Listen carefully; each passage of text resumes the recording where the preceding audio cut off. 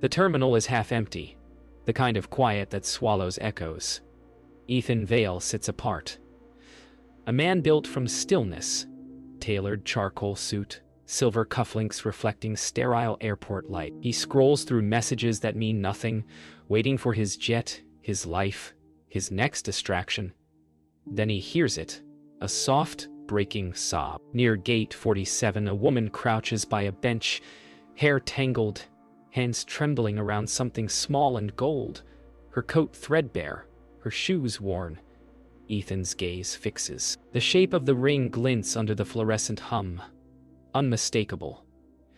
The same curve, the same engraving that once rested on Elisa's hand. For a heartbeat, time misfires. He stands, every step toward her, pulling threads from years of grief, disbelief, and the thin fabric of control. The poor woman looks up through tears. Their eyes meet, and something in both of them stops breathing. Ethan's voice is quiet, unsure. The way a man speaks when his world tilts. "Where did you get that ring?" Lena flinches, gripping it tighter, eyes flicking toward the floor. "It was in a coat pocket, one I bought from a thrift shop near the pier." He leans closer, heartbeat loud in his ears. "That's impossible." For a second, the sterile light bends around them, the noise of boarding calls dimming into nothing. "That ring," he says, voice catching, "belonged to my wife." Lena's gaze meets his, and something ancient stirs behind her confusion. "Your wife?" she whispers. "What was her name?" "Elise." The name hangs in the air like a ghost, neither of them invited. She blinks hard, swallowing, and for a flicker, her breath shivers as if the name reached somewhere deeper than memory. A voice cuts through the fragile silence. Sharp, professional, unwelcome. "Sir, is everything all right?" James Kellen steps forward, his presence like a blade. Lena steps back, clutching her bag. "I didn't steal anything." Ethan raises a hand, quiet but firm. "No one said you did." His eyes never leave hers. James glances at the ring. "Then why is she holding that?" The air thickens. Security guards begin to notice. Lena trembles, shame washing through her, exhaustion cracking what little pride remains. Ethan turns, tone low and cold. "Because I asked her to show me." For a heartbeat, even James looks uncertain. Ethan's gaze softens. "Let's not make a scene." But inside him, everything is a scene. Memory flashing like lightning over water, and a voice from long ago whispering, "Love survives the fall." When the guards drift away, Ethan stands silent beside her. The ring sits between them like a question no one knows how to answer. "You could have let them take me," she says quietly. "I could have," he replies. "But something stopped me." She studies him, this man who smells of wealth, control, distance, yet in his eyes, there's a wound that mirrors hers. "Didn't know it meant anything." He exhales, gaze softening.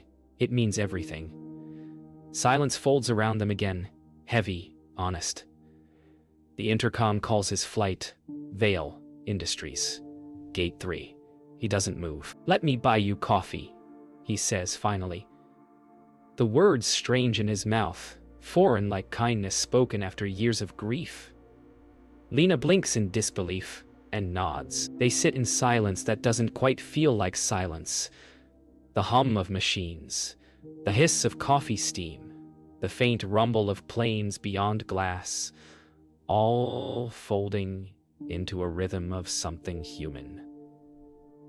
Lena's hands shake less now. She watches Ethan study the ring, turning it in his fingers like a relic. "It's strange," he says quietly, "how small a thing can hold a whole life." Lena nods. "I've had things like that too. Only mine never led anywhere good."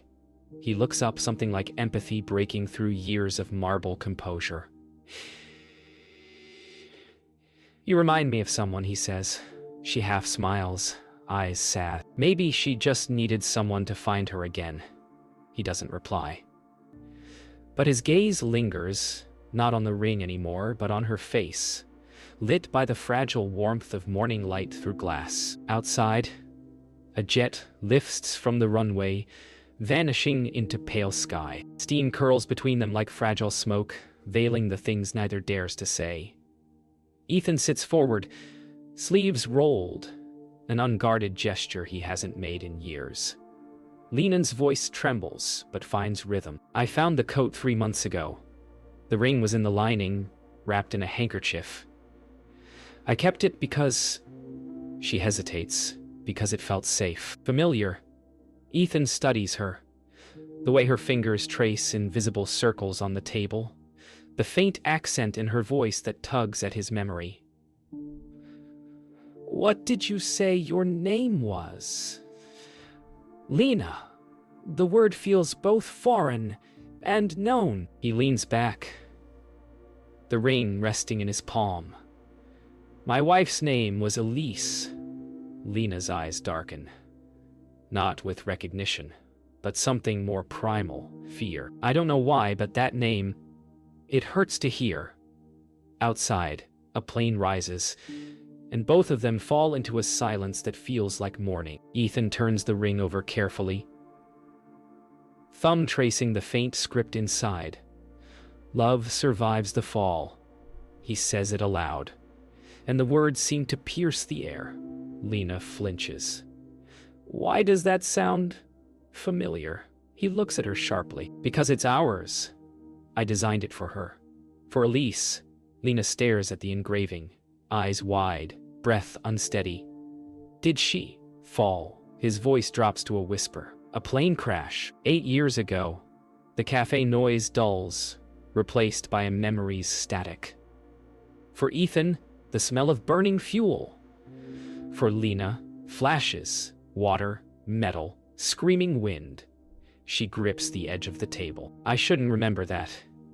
Ethan's hand reaches out instinctively. Not in comfort, but recognition. Something impossible trembles between them. Lena's voice drops. Sometimes I dream of water, of falling. Ethan freezes.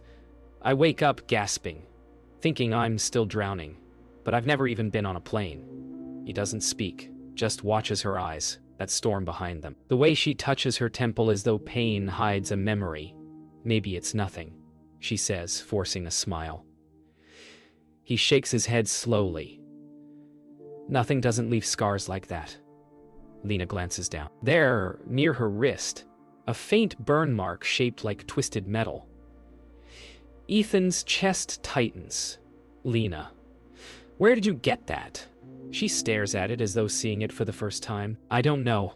For the first time, fear shifts from her to him, because the impossible suddenly feels real. Thunder. Metal screaming. A cabin full of chaos.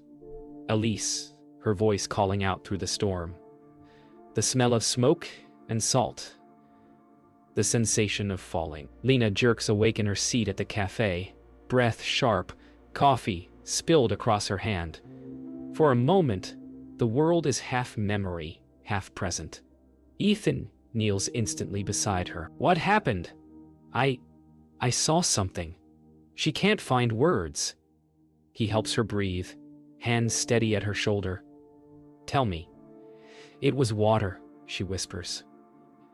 And fire. A woman's voice calling your name. He stares, unable to move. What name? Ethan. Every sound in the terminal collapses into silence. That night, Ethan sits alone in his hotel suite, overlooking the runway lights, hundreds of tiny stars he can't touch. The ring lies on the table, and his mind runs circles around an impossible truth. He replays her words, her scars, her eyes. Ethan. He drinks. Just enough to blur reason but not memory. Maybe he's losing his mind. Maybe grief has finally found a new disguise. But in the silence he hears Elise's voice again, faint as wind. You promised to find me. He looks toward the window, and across the glass, a jet lifts into the sky, streaking light through mist. Below, in the street, A figure walks in the rain. Lena, head bowed, coat clinging to her frame. He doesn't know whether to chase the truth or bury it, only that it's begun. Morning light creeps through the suite's curtains. Ethan hasn't slept. The ring lies in his palm, warm from his skin. A relic and a riddle. He picks up the phone. James, find out who she is. Everything. Hours later, folders land on the table. Photographs, street camera stills, fragments of a life built from nowhere. Lena Hart, James says, tone-clipped. No record before 2018. No passport, no driver's license until 4 years ago. It's like she appeared out of thin air. Ethan stares at her face in the grainy photo. Same eyes. Same faint scar above the brow as Elise had. You think it's identity fraud? James asks. Ethan shakes his head slowly. I think it's something worse. He leans back. Silence thick with something close to fear, not of her, but of what believing might cost him. By evening, the investigator calls back. You're not going to like this. A beat. Her fingerprints matched a missing person report. Ethan straightens. Who? Passenger from Flight 93. The crash your wife was on. His throat tightens. That's not possible. But the silence that follows is answer enough. He ends the call, sits in the dark, ring glinting faintly under city lights. The truth doesn't comfort. It cracks him open. He whispers into the empty room, Elise, is it you? And though no one answers, the air feels alive, as if listening. He finds her at the small hostel near the pier. Rain beats the pavement. Streetlights flicker like failing memories. When she opens the door, she looks fragile. Pale skin, damp hair, clinging to her face. You followed me, she says. I had to. He steps inside. Lena, tell me who you are. I don't know. Her voice breaks.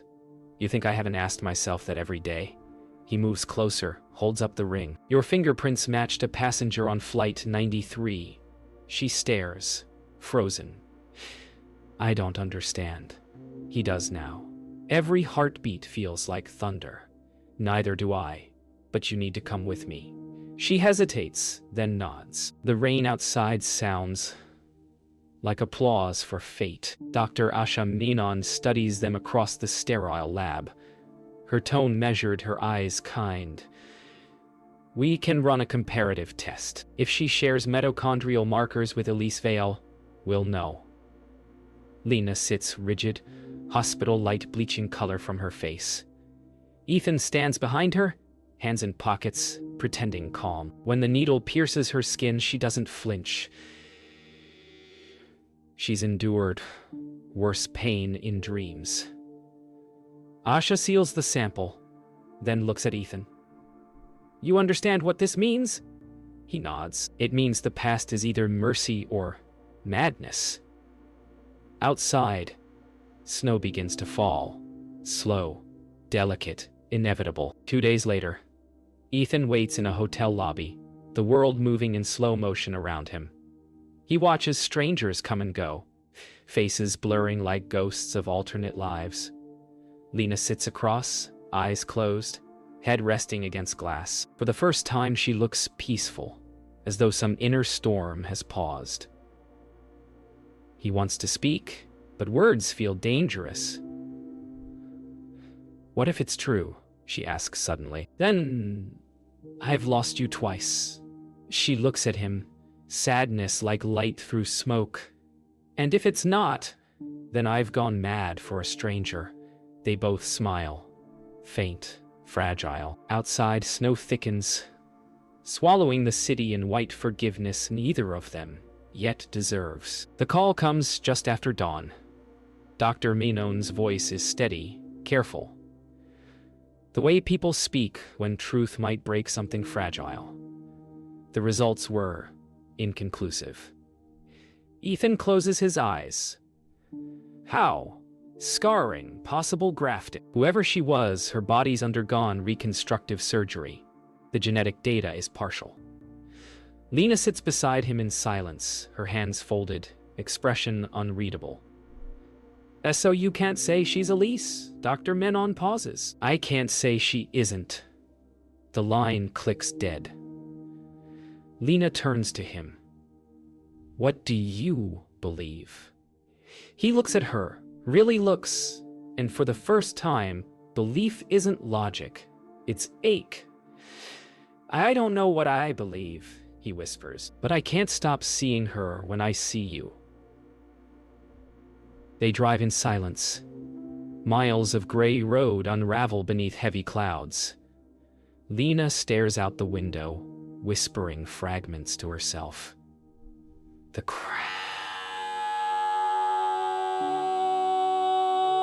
Your name. Ethan glances over, jaw tense. You remember something? Her hand trembles on her lap. Flashes, like dreams I didn't own. She presses her temples. A voice saying, hold on. A light through smoke. Someone pulling me. His hands tighten on the wheel. Elise said that. When the engines failed. She said, hold on. Lena's breath stutters. Then why can I hear her voice inside mine? Outside, thunder rolls. Not loud, but deep. Like memory itself remembering. 2 days later, they stand on the island. The crash site. The air smells of salt and rust of endings. Twisted wreckage lies half swallowed by vines, glinting like relics from a dream. Lena steps slow, the sea wind pulling at her coat. This is it, Ethan says softly. Where they said she died. She reaches out, touching cold metal. Her fingers trace grooves. Pause over a fragment engraved with a single letter. E. A tremor passes through her. I know this place. Ethan moves closer, his breath shallow. And you. He closes his eyes.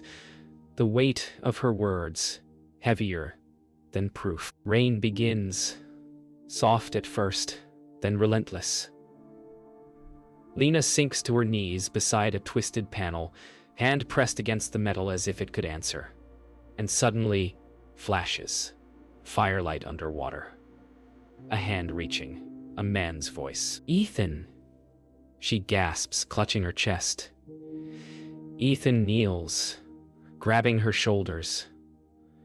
What is it? She looks up through tears, face pale, trembling. I saw you. You were there. You said love survives the fall. The words break him. He pulls her close without thought.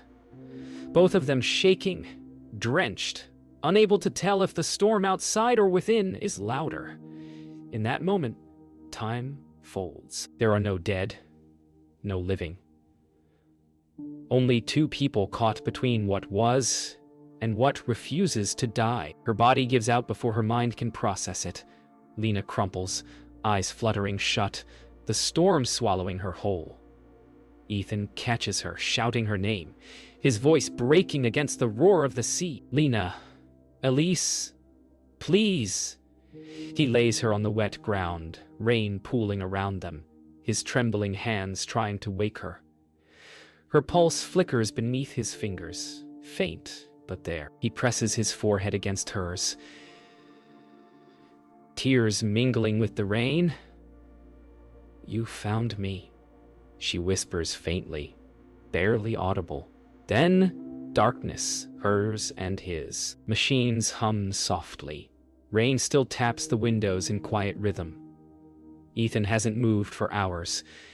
He sits beside her hospital bed, hands clasped, head bowed. Lena, or Elise, lies pale beneath sterile sheets, an oxygen tube tracing her breath. The doctor's words echo, mild hypothermia, exhaustion, dehydration. She'll wake when her body's ready. He doesn't pray, not anymore, but he watches every flicker of her pulse, every twitch of her fingers, as though watching might hold her here. Outside, dawn glows faintly. Gold bleeding through fog, he whispers, barely audible. I found you. Don't go now. And though she doesn't stir, A single tear slides from the corner of her eye, proof that somewhere deep inside, she heard him. Her eyelids flutter, a tremor of life returning. Ethan straightens, disbelief breaking across his face. Lena, her lips part, dry, trembling. Then, one word, soft as breath, Ethan. He swallows hard, voice cracking. You remember? Her gaze drifts to his face, then to the ring on the table.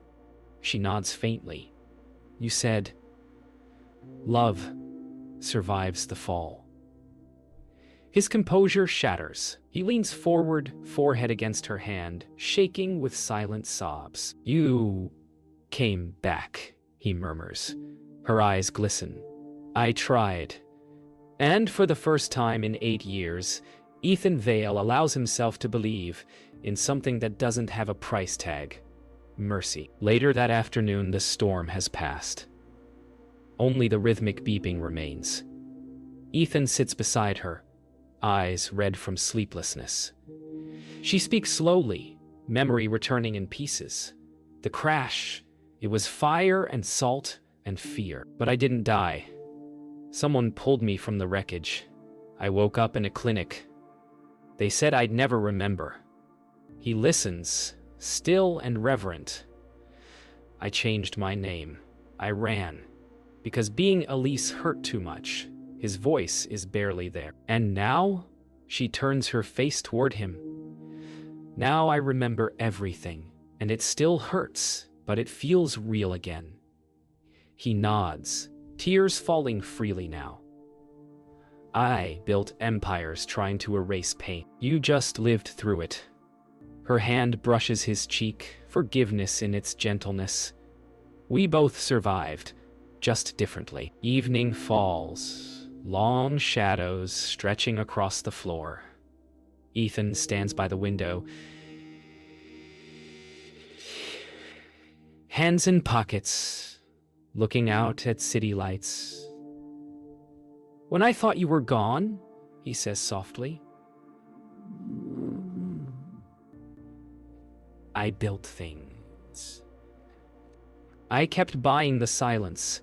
She smiles faintly. And did it work? He shakes his head. No, it just made the noise louder. She studies him. You don't have to save me now, Ethan. Not with money, not with guilt. He turns. Then how? By living. He walks to her, kneels, takes her hand. I don't know how to do that without you. Her eyes glisten. Then start with me, but not as who we were, as who we are. He nods, finally understanding that love doesn't need to be reclaimed, only accepted. At sunrise, discharge papers wait on the counter. The air smells like antiseptic and new beginnings. Ethan helps her to her feet. She's weak, but standing feels like freedom. Outside the hospital, the world glows gold. Wet streets, glimmering cars, the faint hum of life returning. They pause on the steps. She looks at him, smiling softly. I don't remember everything, but I remember us. He nods. That's enough. For a moment, they just stand there, bathed in early light, not as billionaire and stranger, not even as husband and wife, but as two souls who found each other in the wreckage. And when he slips the ring into her palm again, she closes her fingers around it, whispering, Love survived, didn't it? He smiles. It did. They sit together in the car outside the hospital, the city stirring awake around them. Ethan's hands rest on the wheel, motionless. I can make everything right, he says quietly. A house, a new life. You don't have to struggle anymore. Lena turns to him, soft smile touched with sadness. You still think love is something you can fix. He exhales, stares at the ring glinting in her hand. Maybe it's all I know how to do. Her gaze holds his, steady now. Then learn something else. Let it breathe. He nods, realizing what he's really offering. Not home, but control. She deserves more. Will you stay close? He asks. She reaches out, touches his face gently. I never left. I just need to find who I am before I can find us. He watches her step out into the morning light and lets her go. Days pass. He watches from afar as she walks the quiet streets near the waterfront. A small rented room above a cafe. Lena moves slowly, relearning the rhythm of an ordinary life. Buying bread, feeding stray cats, standing by the sea until dusk. Ethan visits once, unnoticed. She looks peaceful, hair tousled by wind. A ghost made real again. He leaves a note under her door. Take your time. I'll wait without waiting. That night, she reads it, smiles faintly, and tucks it into her journal beside the ring. Both of them understand. Love, to survive, must first learn to stand alone. Ethan returns to his office tower. Glass, chrome, perfection. He stands before the panoramic window, city sprawled beneath. The empire he built feels heavy now, hollow. His reflection stares back. A man who tried to buy peace only to find it in letting go.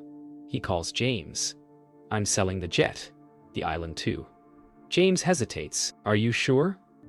For the first time, yes. He walks through empty corridors that once roared with ambition, each footstep echoing quieter than the last. The ring she held, now burned into his memory, reminds him that some wealth doesn't belong in bank accounts. It belongs in the silence that follows truth. Weeks later, Lena walks into his office unannounced. The receptionist doesn't recognize her, but Ethan does the instant she steps in.